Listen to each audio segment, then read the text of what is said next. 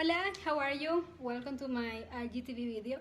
I really hope you like the setting. I put my birthday flowers to at least use them one last time before they die.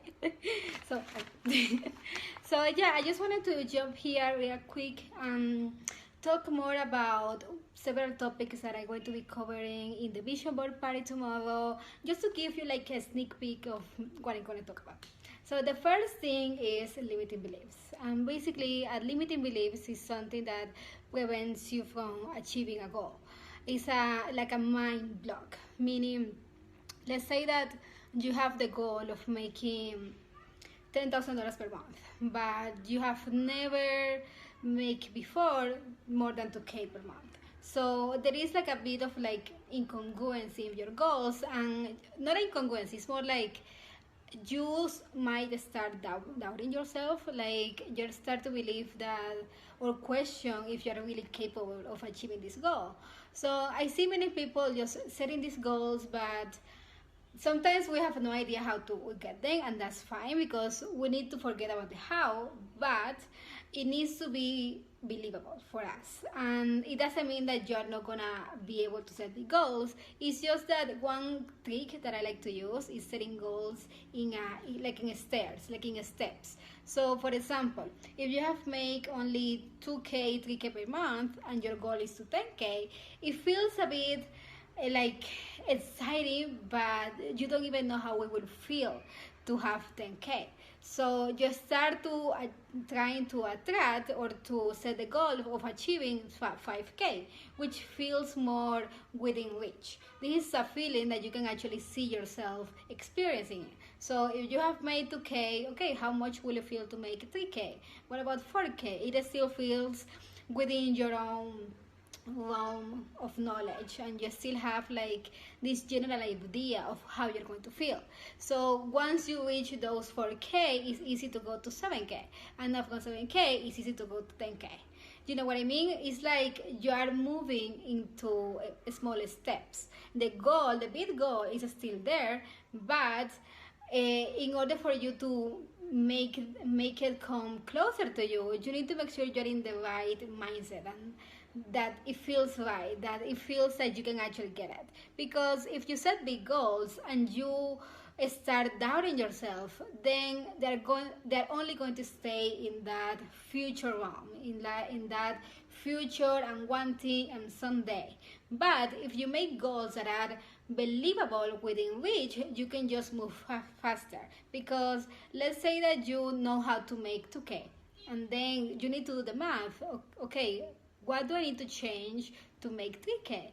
Okay, do I need to increase my price per hour? Do I need to get one extra client? Like, what is at least a small shift I can make on what I'm currently doing that is going to make me go closer to the goal? Because you're going to realize that the bigger your goals, it's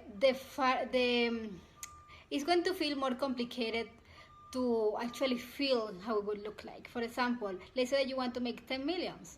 How will having 10 millions will even feel like? So it's even hard to imagine, and yes, you have like that idea, but because you cannot imagine it right now, your brain doesn't believe you're capable of it.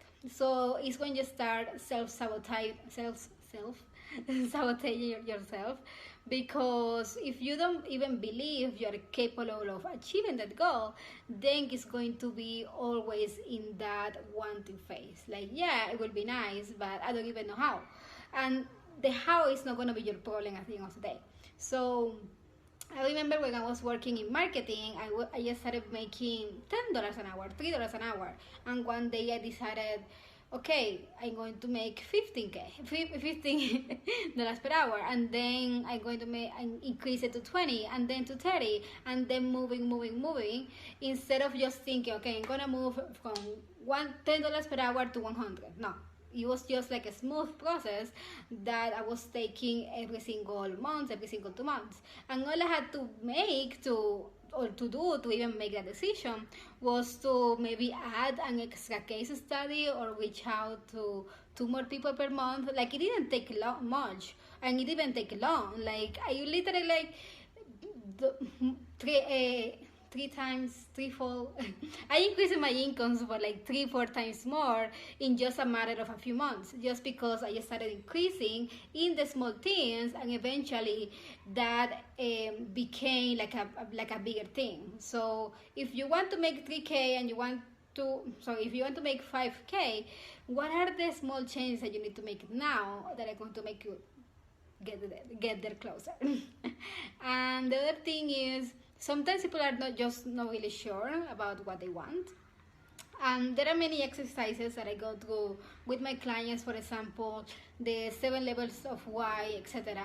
But the main point is this: with action comes clarity.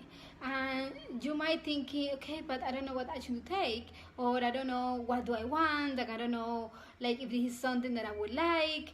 But the truth is, unless you try it, you won't know. Like there are many things I have tried in the past, but I didn't end up liking that. Like they all sounded really cool in paper, they all sounded really nice, but at the moment of truth, when I decided to start practicing this and doing it, it didn't feel so right.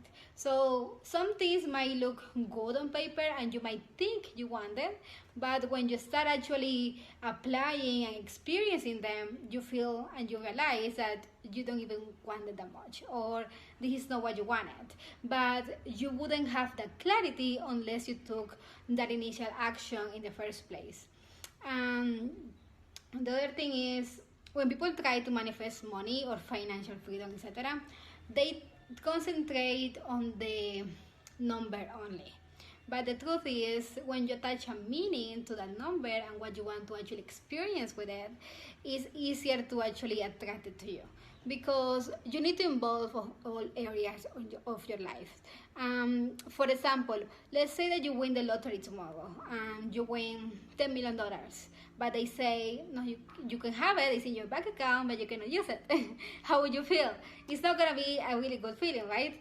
Because that's the thing, you want the money because you want to experience certain activities, certain things, you want to live like take certain luxuries. You might, for example, want to invite your family into a nice trip, you want to buy a first class ticket, you want to pay for your sister education. So whatever it is, you want the money because you want to do amazing things with it.